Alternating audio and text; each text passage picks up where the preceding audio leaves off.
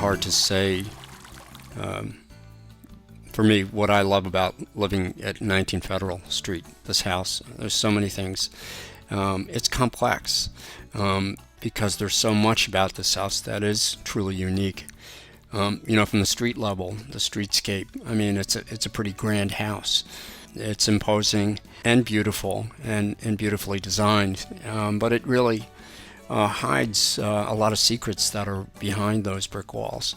There's the history, the role that this home and William Bartlett, who built this home, played in our country's history and the Revolutionary War. The incredible people who came to visit Bartlett at this house, General Marquis de Lafayette, James Madison, John Adams, all came here. It's the architecture of the house, the large square true rooms, the cornices, the moldings, the columns.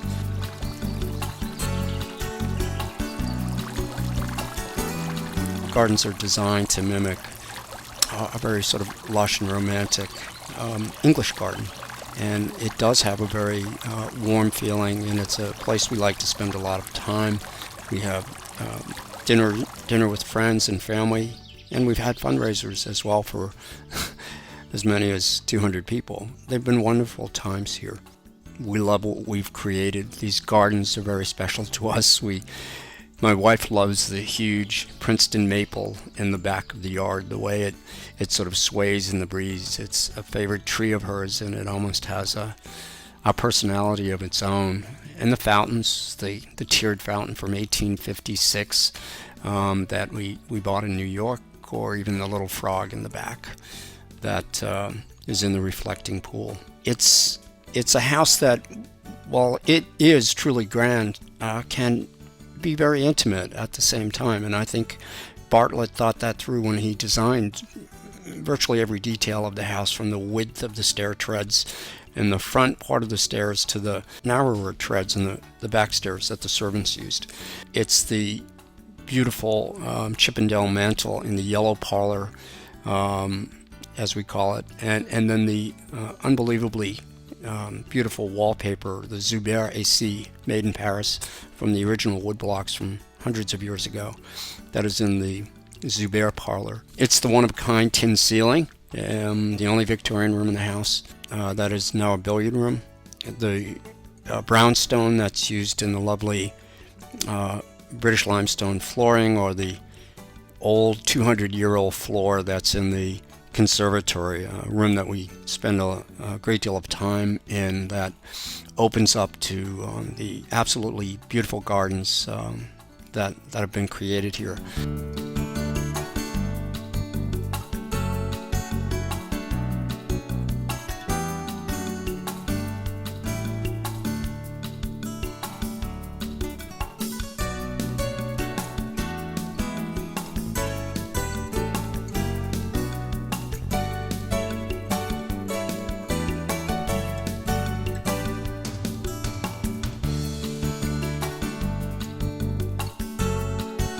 When I think about the house from an emotional point of view, I think of it almost in a seasonal sense. I love summer Sunday afternoons on warm days in the gardens, late afternoon, listening to Boston Symphony Orchestra play from Tanglewood. That's a favorite time for me. Sipping some wine, reading the Sunday papers, or a good book. In the winters, it's the roaring fireplaces in a snowstorm, watching people come and go in the streets, and knowing that virtually anything we need, whether it's a book or it's some bakery items or gourmet foods or whatever, is only across the street at the Tannery, which is a wonderful place to live so close to. Living here is very much, it has the feeling of a beautiful home in Beacon Hill, the way it's composed and put together, and the architectural integrity of it, but certainly without the Beacon Hill price tag. And it's a wonderful community. It's just a wonderful place to live. Everything is so close, the restaurants, the art galleries, the individual and unique stores that sort of make up the character of Newburyport. We love living here, and the time we spend sitting in the pergola, looking up at all the beautiful architectural lines and roof lines from the Presbyterian Church to all the different houses that comprise this very, very diverse neighborhood that we live in, and one that's grown over time very organically and has made it a very, very special place to live. When we first saw 19 Federal Street, we were struck by the period features that were intact. The home had basically been mothballed for a number of years, unoccupied by a family, and had a stately feel about it, but we were afraid that it might not be warm and welcoming. The challenge was to turn this incredible house into our own home. The original features were in the main building, the 4 big square rooms over 4 big square rooms, 3 stories high. But where did you fit master bath, master bedroom, and closets? After talking about it and thinking about it, we decided the solution would be to add an addition. The addition is a 2-story addition. On the first floor, it gives you the opportunity to have a large kitchen without dividing any of the early rooms that were so special. It also opens to a gallery that then continues into the conservatory. The whole addition was built to give the feel that it was added maybe in the 1920s, 1880s. In no way is it a replica of the rest of the house. We hope that it complements the rest of the house. The second floor of the addition gives you a large home office, open and overlooking the gardens, as well as the ability to add 2 large walk-in closets and a master bath.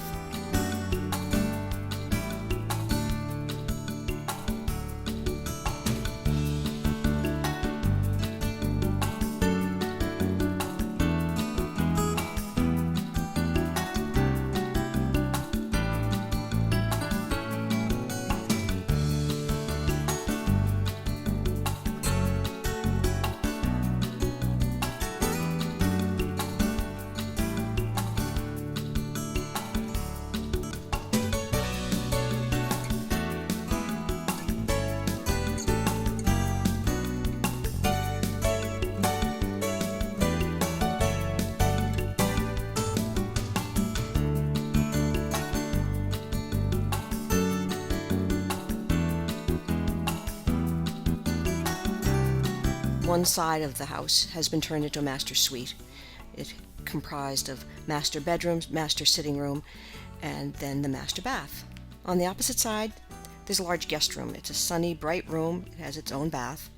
And then to the rear is a home office that overlooks the gardens.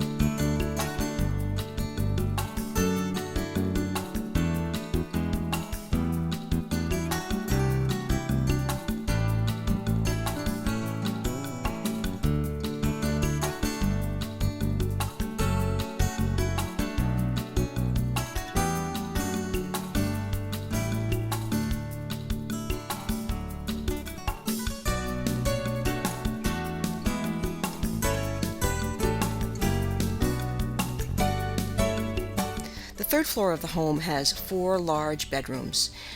We added a large bathroom up there as well. And when our children were living with us, we had 3 young adults and our teenagers at the time we bought the home. We added a large bath for them up there, and they had their own world. It was great.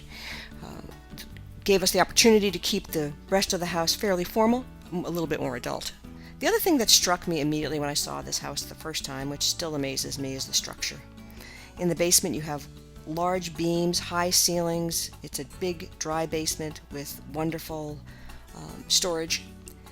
The attic is above the third floor. The third floor ceilings are high, and then on top of that you have probably 13 foot on center, maybe even 15 foot on center, beamed ceiling that looks like the structure of a ship, and that's probably because Bartlett, the owner of the house, was a shipbuilder or a merchant.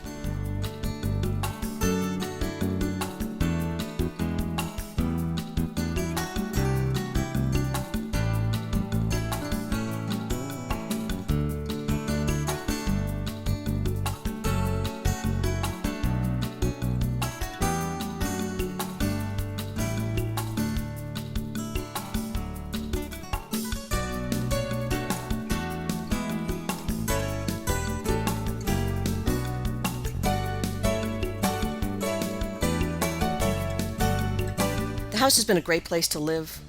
We've loved it. Our kids have loved it. We've enjoyed many, many happy times here, and we hope that the next owner does the same. Newburyport, Massachusetts is a city with a long and rich history.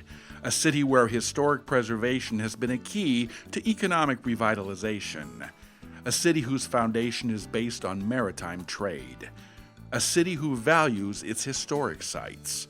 Boutiques, cafes, coffee shops, theaters, antique shops, bookstores, import shops, and food emporiums dot the landscape in the downtown area. All over town you can see shipyards, as well as the salt box and Victorian homes, federal mansions, and colonial houses that are today's cherished homes. Visitors are drawn from around New England and the world to this seaport rich in history and beauty. Numerous outdoor spaces and parks provide recreational opportunities in all seasons, from cross-country skiing and snowshoeing in the winter to horseback riding and biking trails. Nearby Plum Island provides amazing bird watching and miles of beaches. And best of all, it's just an hour's train ride into Boston's North Station.